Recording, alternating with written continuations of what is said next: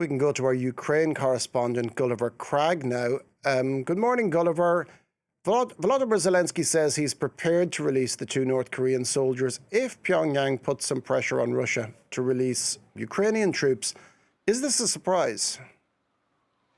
Well, you've got to remember that there are tens of thousands of Ukrainian citizens, military and civilians, either reported missing or known to be held by Russia. And when they are exchanged, often it's clear that they've been treated terribly, they're emaciated, they've clearly been beaten. So there is absolutely huge pressure from Ukrainian society on the authorities to do everything they can to get those people released. So I think for that reason alone, it's clear that the Ukrainian authorities would say that. But now Volodymyr Zelensky is addressing Kim Jong-un, saying if he wants to get these soldiers back, and saying that one of them said he wanted to return to North Korea, not to the ranks of the Russian armed forces. Whether or not the North Koreans will be prepared to do that, or whether the Ukrainians have any expectation that they would be prepared to do that, is another matter, because so far it looks as though the North Koreans have been not wanting to admit, and the Russians not wanting to admit, that these North Korean soldiers are fighting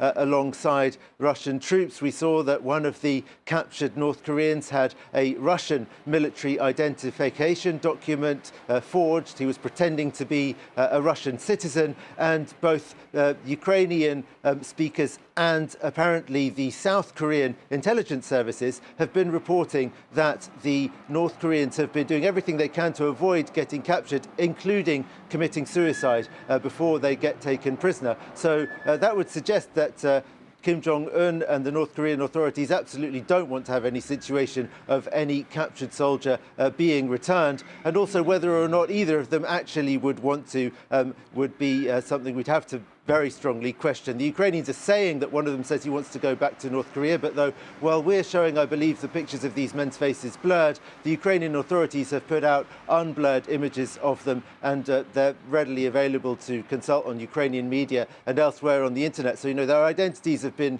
revealed. You can imagine that that might be a discouraging factor for them wanting to go back to North Korea at all. And the two soldiers were captured in Russia's Kursk region, where Ukraine has had a military presence since last August. And reports indicate that 11,000 of those North Korean troops have been deployed there. Why is Kyiv so determined to hold on to that piece of territory?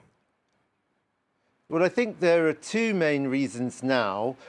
They've already lost actually about half of the territory that they originally captured in Kursk region. They've got about 424 square kilometers at the moment.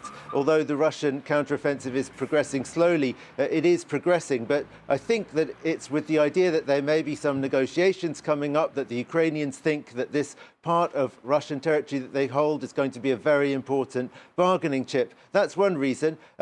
There's also the fact that the Russians have got reportedly more than 60,000 troops there, including these North Koreans. What would those troops do if they weren't fighting in Kursk region? They might either be deployed to bolster the Russian offensive in the Donbass in eastern Ukraine, which is making pretty swift progress at the moment as it is. The Ukrainians don't want to see the Russians get even more reinforcements there. Or they might be used, some have speculated, to attack Ukraine's northeastern Sumy region and open a new front there. And so that's also obviously something that they very much want to avoid.